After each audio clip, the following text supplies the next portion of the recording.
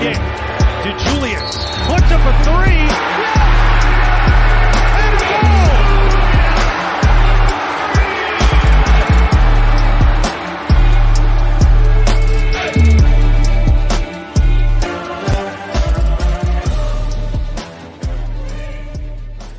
Bearcat Blitz. Welcome in, everybody. Thank you all so much for choosing Bearcat Blitz for all your UC basketball, football, and athletics chatter. I'm your host, Russ Heltman. Catch me on allbearcats.com and same place to catch my co-host, Neil Meyer. We are coming at you with another great episode today. You can also check out Neil at thefrontofficenews.com. We have UC forward Dan Skillings coming on the show to start the week off.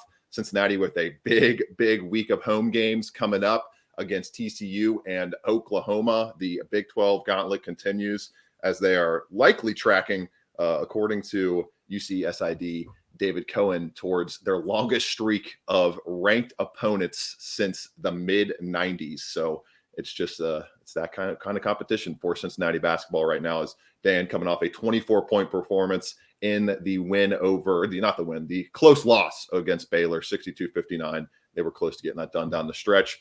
But Neil, we got some stuff to get to before we bring on Dan, talk about that loss to Baylor, and then preview the TCU matchup as well. Before we get there, I want to tell you about Bet Online. With NFL playoffs right around the corner and the NBA season in full swing, Bet Online has you covered with all the up-to-second odds, news, and scores, with additional odds, lines, trends, and info on both desktop and mobile. You can access the world's best wagering information anytime. Head there today to get into the action and see all the updated odds. Remember to use promo code BELIEVE. That's BLEAV. Once again, that's BLEAV to receive your 50% welcome bonus on that first deposit.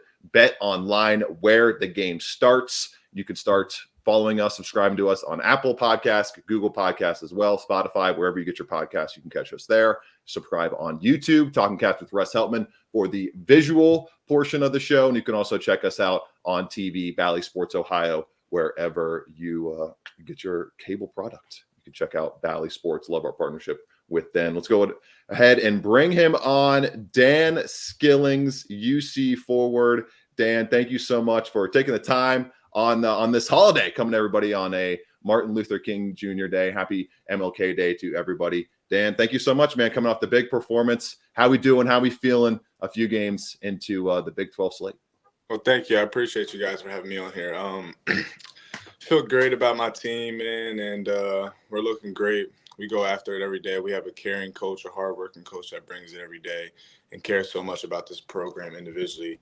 And he said that as soon as he got here. But feels good, man. The Big 12 is interesting, man. Every team, you see how the wins and losses are going inside of the Big 12, like big teams losing, upsets and things like that. And just every team in the Big 12 can compete and beat any team in the Big 12, and it's amazing. And it's just fun to know every time we go out there, we're either playing a top 25 team or a March Madness team. So it's really fun to get out there and just compete with the best of the best. Dan, you've had a 29-point performance a few games ago, 24 points against Baylor, added a lot of great things in terms of rebounding, defense on the other end as well.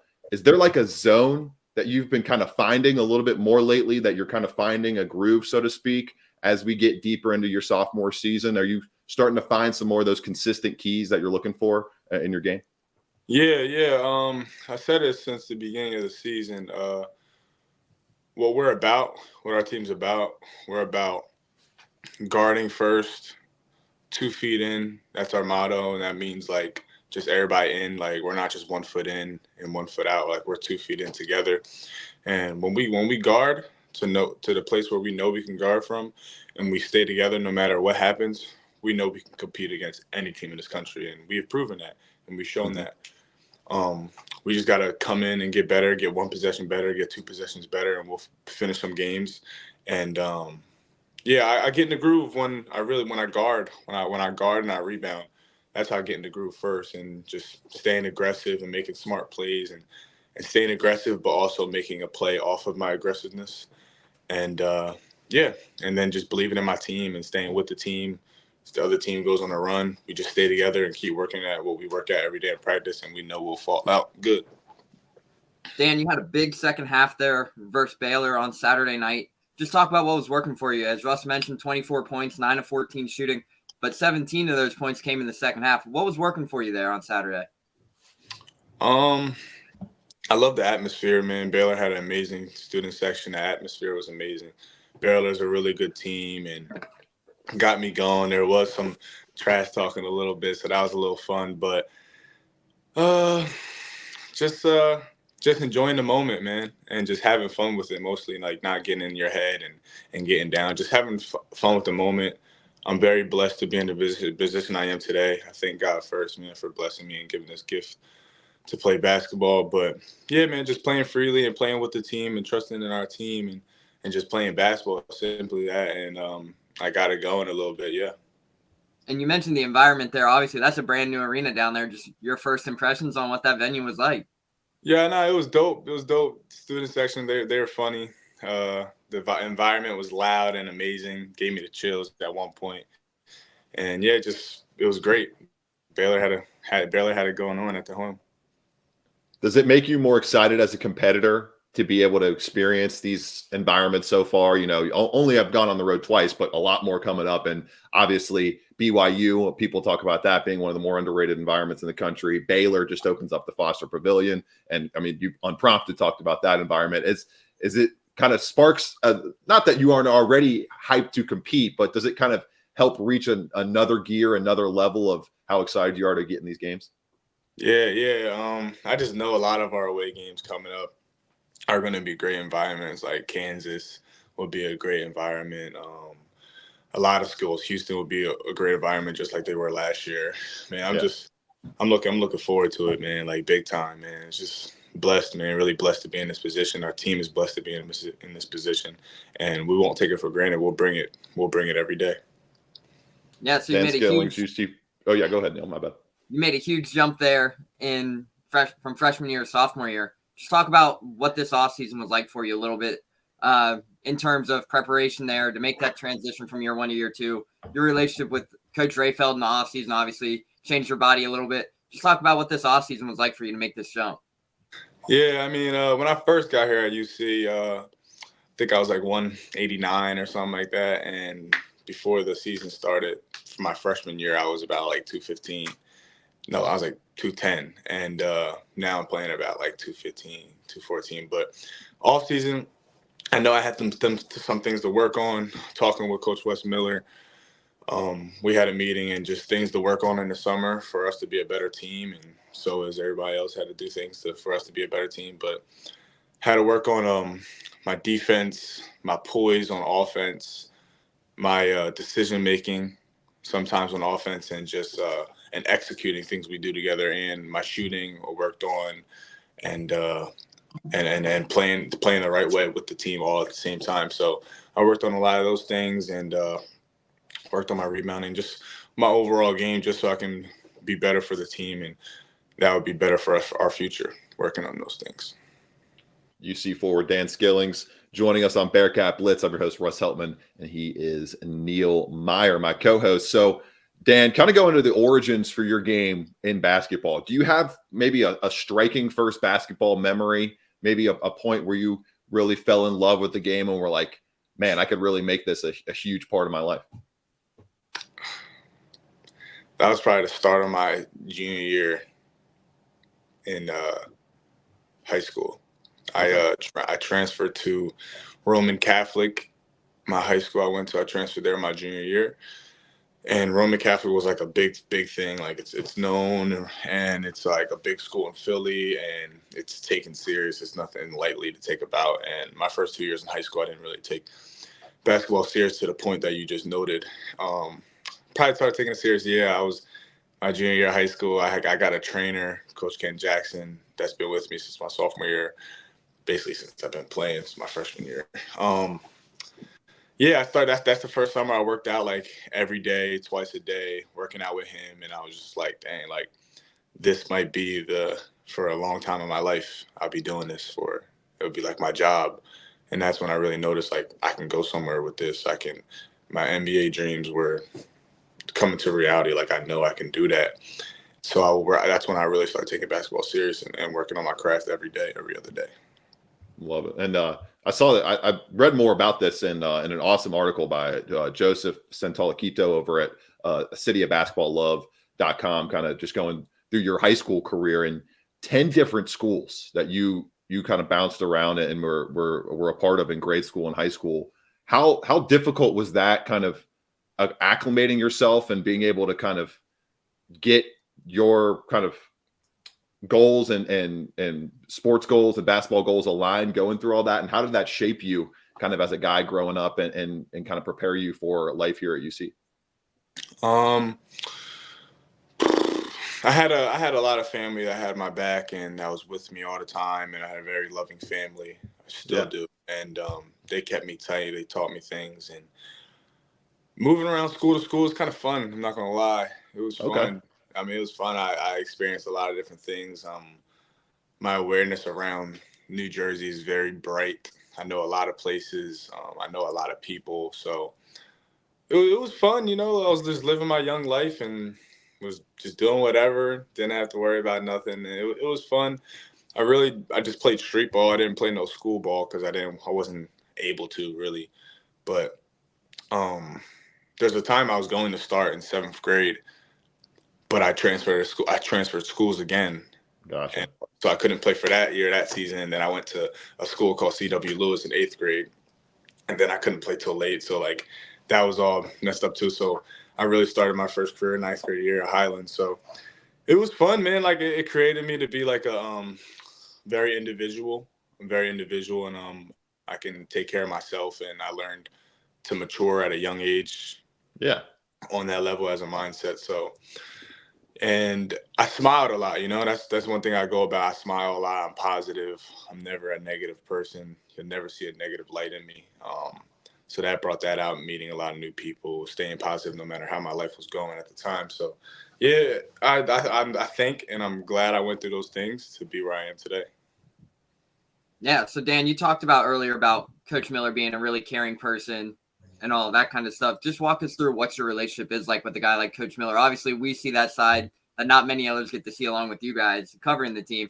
But walk us through your relationship with the coaching staff, Coach Miller, and then your decision to come to Cincinnati and what drew you here. Man, me and Coach Miller have a love-hate relationship. So, we we got a lot of love for each other. So we got a lot of love for each other, man. And off the court, we get along really well. We FaceTime. On the court, we get along great too. But we FaceTime sometimes. Like, just when he was recruiting me, I felt like he was more of a friend than like a coach. He cared for me. He cared for my family. He visited me all the time. He came to my dad and my uncle's barbershop when I was getting a haircut one time, and he came and popped up on us, and my uncle and my dad didn't know. But when he was recruiting me, he would like FaceTime me like twice or 3 times a day. And during that moment, I was like a late bloomer, so all like calls were coming in. I was getting calls from millions of schools and things like that, and that can get annoying. But when he called, I was never annoyed because I knew he wasn't there to bug me and like bother me. He would call me sometimes just to see what I'm doing, and he'll FaceTime me, and I'll be on the beach or something.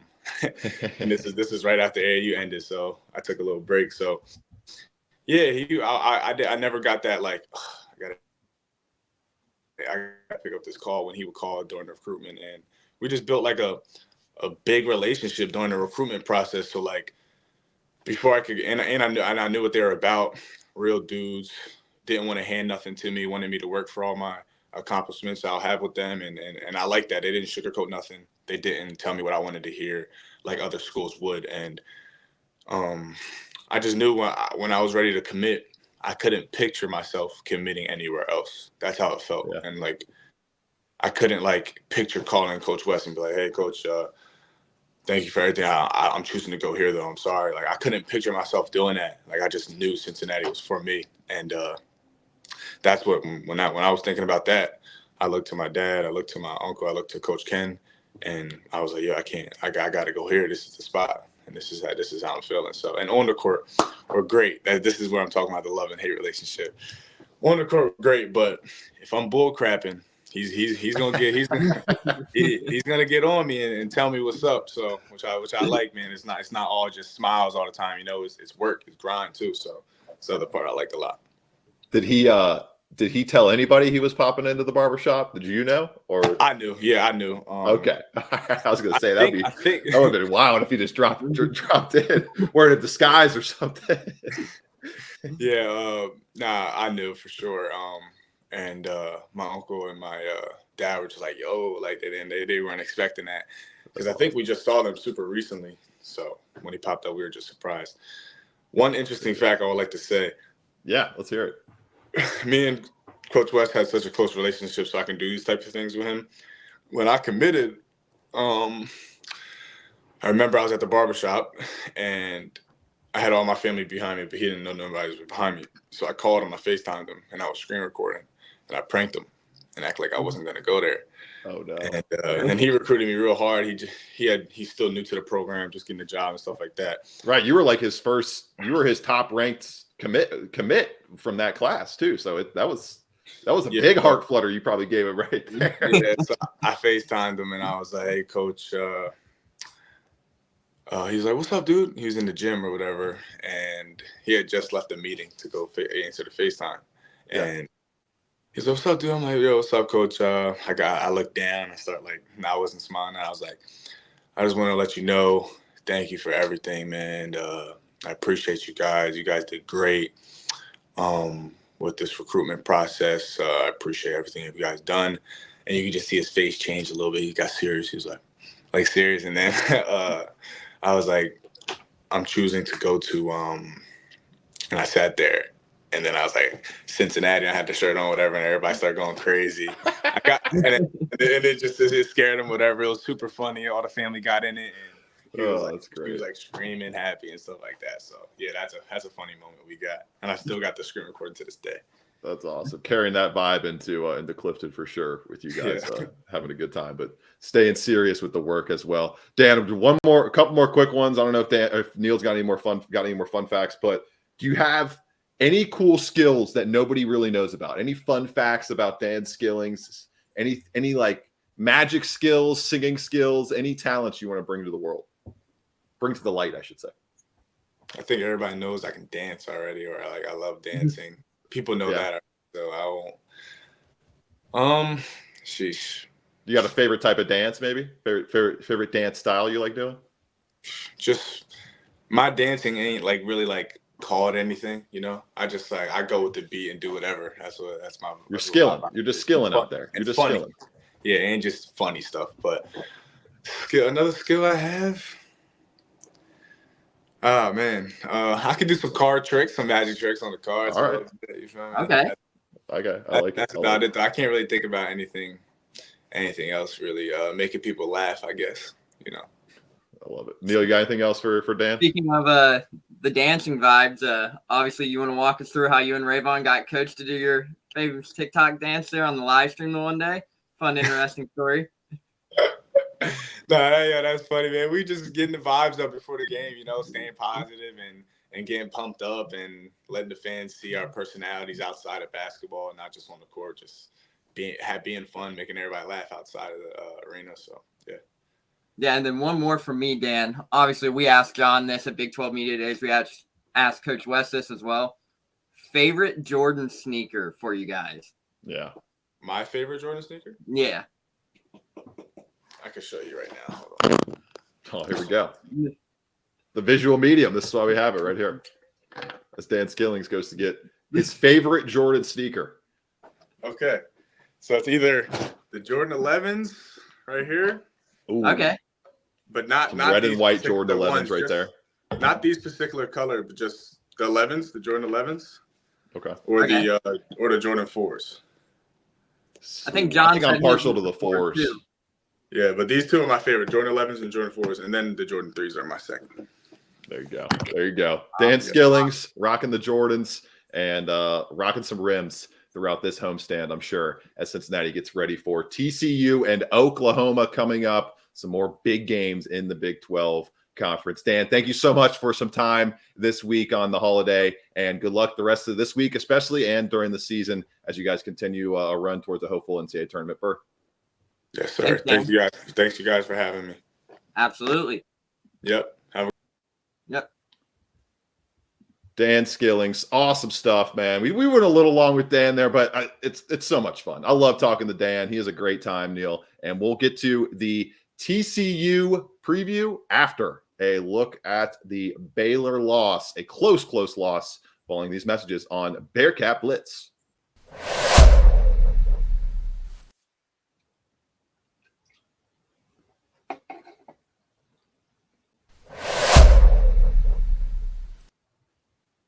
Neil, fun time with Dan Skillings, and he was a huge part of the unfortunate. They covered the spread. They were closer. They kept it way closer than I thought they would. I should have gone with my original score prediction with a 3-point loss instead of the 13-point loss I predicted. But UC keeps it tight, 62-59, Neil, as we continue here on Bearcat Blitz. Neil Meyer, my co-host here on the Believe Network. Hard-fought defensive battle that Cincinnati ultimately falls in. I really liked how they defended the perimeter. I thought that was fantastic against one of the best backcourts in the entire country, one of the best guard battalions in the country. But ultimately, Neil, not enough work done at the free throw line. Once again, they go 7 of 12. They only have 10 turnovers, but they are unable to uncap the rim at all. Dan Skillings was the only player, the guy we just talked to, who was struggling with this 3-point shot throughout much of the season. He finds 4 of his 6 shots from deep to go down, but no one else, Neil, could hit a 3. And that was ultimately the reason why they fell in this game after playing, in my opinion, well enough to win another Big 12 game that they find themselves etching an L into the loss column for. Yeah, and it was a very close game. But first off, we talk about the 3-point perimeter. We have to give a shout out to John Newman. I thought what he did on Jacoby Walter on Saturday was phenomenal. I mean, that's a top 5 to 7 NBA draft pick, Neil. I mean, that is an elite player that John Newman probably just made himself his own extra bit of cash or some more looks in his own post-UC career. Because, I mean, if you can defend like that, Neil, you can maybe stick around at the pro ranks in the stateside looking side of things. But that's an off-season conversation for sure. Yeah, and I thought he did a great job containing Jacoby Walter. I mean, anytime you hold a top 5 to 7 NBA prospect scoreless for the first 25 minutes or so of play is phenomenal. I thought he really changed the game defensively. He set the tone early, but then the offensive struggles, obviously we talked no Aziz Bandaogo again for this one for the Bearcats, which was a huge blow, obviously, especially with a big rim presence like Aziz. But overall, Dan Skillings' performance on Saturday was phenomenal. 24 points, 6 rebounds on 9 of 14 shooting. A 12-point run there to will the Bearcats back in down the stretch when needed it the most. And that was a huge reason why the Bearcats were still in that game was that 12-point run. 17 second half points for Dan Skillings. But overall, you mentioned it. 0 from 15 from behind the arc outside of Dan Skillings burying the only 4 made 3 points of the game. So overall, they really struggled from behind the arc. But if they could maybe have knocked down 1 or 2 more of those or even 3 more, it could be a different outcome for the Bearcats. Yeah, man. And right when you think Simas Lukosius is starting to get going, a 1 of 10 performance from outside. Fortunately, it seemed like he stayed healthy in this one. Doesn't seem like the Bearcats added any injuries. And Aziz Bandaogo was a game-time decision. And I'm very glad, Neil, that you and I spent some time on that kind of noticeable tweak that he went through last week, because nobody really talked about it in the postgame, but nobody asked about it, and it wasn't a huge topic of conversation throughout the week until we got to Saturday, and it was Aziz is in street clothes when we got to warm-ups. So that's something obviously to monitor on Tuesday, and it's something that's going to be massive once again, because I believe when you boil down the numbers, the Baylor Bears went 17 of 28, Neil, from inside the arc. They were very, very efficient near the basket. That's something that is going to obviously change if you have a healthy, ready to roll Aziz Bandaogo out there, and hopefully a more engaged, less frustrated Victor Locken. He fouls out of this game, goes 3 for 5 from the field in 24 minutes, just 7 points, only has 1 rebound and 1 assist, 2.2 rebounds and assists combined, Neil. We're used to a way bigger impact out of Victor Locken than that. He needed to be better in this one around the rim. He needed to be their top rim presence. He just was not throughout the contest. And then Jameel Reynolds was solid. I thought he was pretty good. One of his better games as a Bearcat, but it's still just definitively felt when they do not have Aziz Bandaogo out there on the floor. And that's something that is going to be massive throughout the rest of the season, and is massive once again as we move to this TCU game, where you face a TCU team that does not turn it over, just like Baylor. It's similar to Baylor in that they have a little bit less size, but are very guard backcourt oriented. And you have to pair a 2-level performance once again with elite play out of John Newman and co, who provided that on Saturday night, and elite play at the rim protection position, which was not provided as much for UC. So can they get that 2-level performance stacked together? It's going to be big to have Aziz Bandaogo, and that injury portion of this roster is another thing we're looking at as we continue into the season, and Dayton is still the only contest where the full rotation has been accessed. Yeah, absolutely. And it's going to be a huge test come Tuesday night at Fifth Third Arena, and they're going to see how will they bounce back. And that is something we'll get into on the next segment. But it's going to be a fun ride for the Bearcats here down the stretch of the month of January.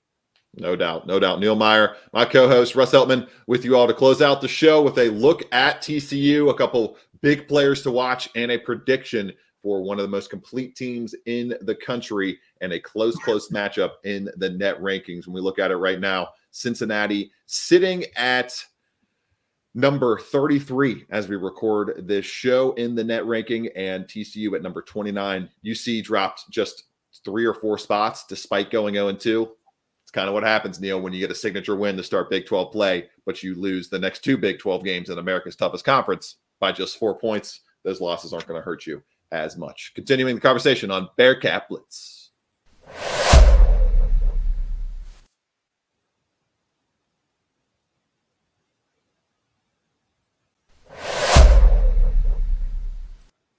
All right, Neil, quick tale of the tape here before I give the floor to you for a top player to look at, and I'll give another one as well for fans to key in on from TCU.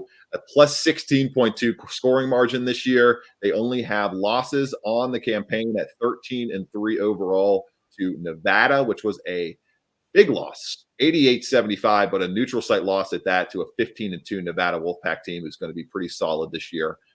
The neutral site lost to Clemson, 74-66. Clemson could be an NCAA tournament team.